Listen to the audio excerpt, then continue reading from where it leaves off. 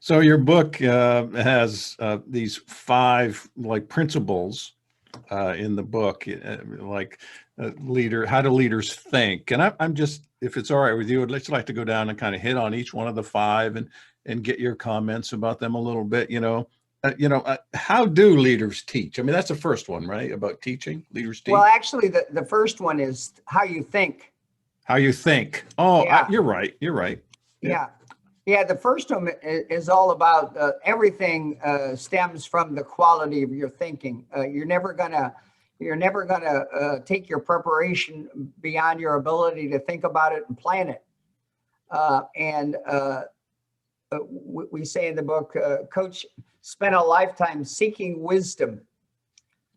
And he was and sort of the principle of the quality of the input of your life is going to determine the quality of the output, and what comes in your head ultimately is going to come out of your mouth, going to show up in your behavior, going to show up in what you do and how you do it.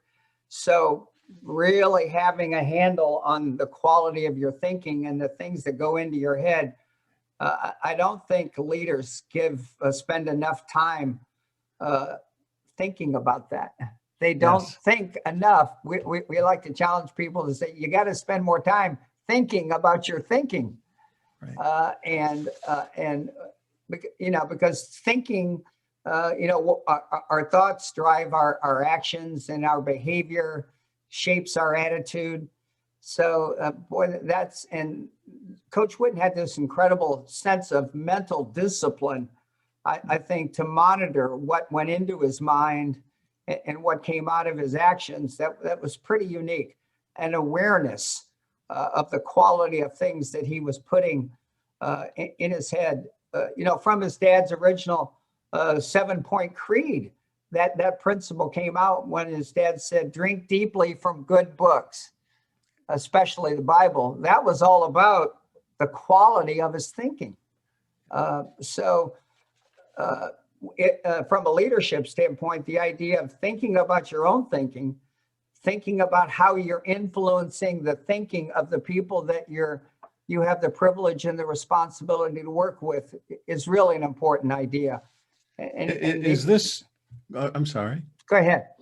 Is this just for example, just asking yourself, what am I thinking about, and monitoring that? What are your suggestions about that? Yeah, to some degree, I think it is. It's really being cognizant of the thoughts that you have in your head, and the recognition that those thoughts really, drive your actions, determine your mood, determine your attitude.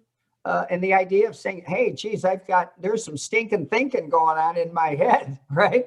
And I need to redirect it. I need to find ways that change the pattern of my thinking.